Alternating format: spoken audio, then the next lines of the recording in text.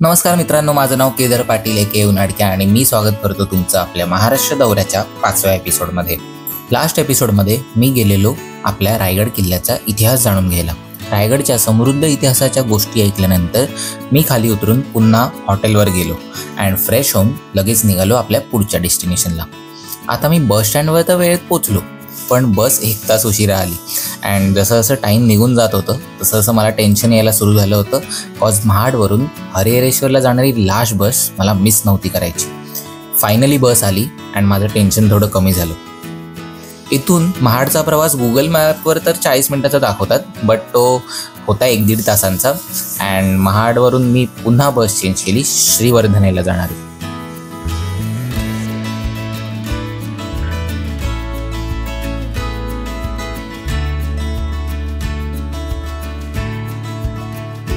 तर मग आता फायनली मी महाड स्टेशनला आहे आणि आता महाड स्टेशनवरून आपण परत 2 तास या बसमधून प्रवास करून हरिहरेश्वरला जाणार आहे.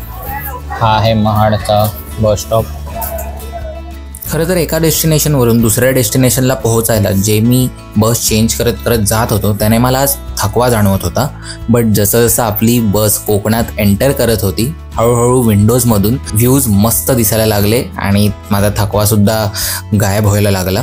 आणि ह्या MSRTCच्या लालपरीमध्ये बसून जो काही प्रवास होता ना माझा, तो काहीतरी वेगळाच होता. I cannot express it in two words.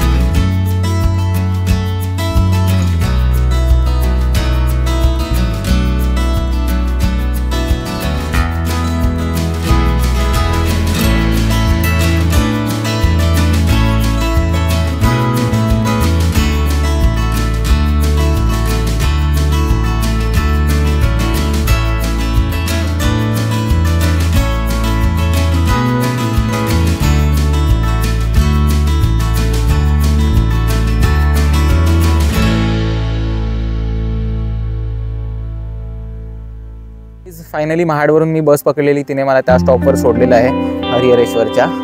आणि या जागेला जसं इमॅजिन केलेलं तशीच ही जागा मला वाटते, दिसते आणि मला असं एक्सपिरियन्स होतोय.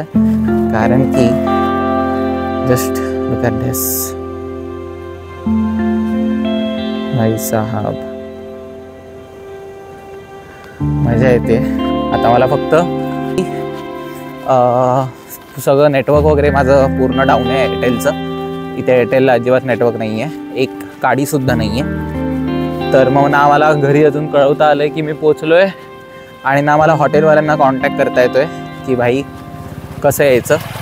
तर मग मी लोकांना विचारत बेस्ट पद्धत लोकांना विचारायची. जर तुम्हाला रस्ता सापडत नसेल तर गपचूप लोकांना विचारायचं आणि जायचं चालत. तर मग मी आता तेच करतो आहे. मग बघ तुम्हाला हॉटेलला पोचल्यावर दाखवतो सध्याच्या वाईब्स अशा आहेत आपल्या.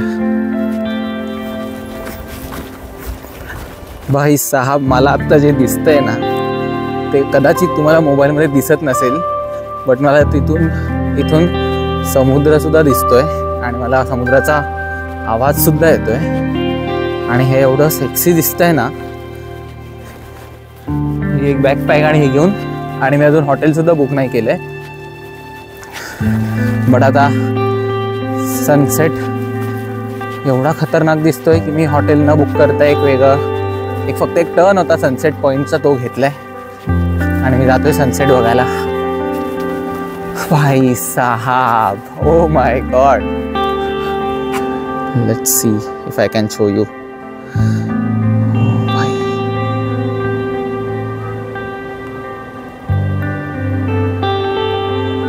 See, can you see? Wow. What is this place?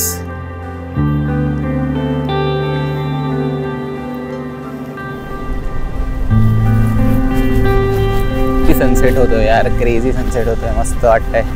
O my God, oh shit. मला माहित नाही मी असं का बडबडतोय, मी पहिल्यांदा असं व्लॉग मध्ये बडबडतोय. ओ माय गॉड, आज तो बहुत क्रेजी कर लिया मैंने. But look at this guys.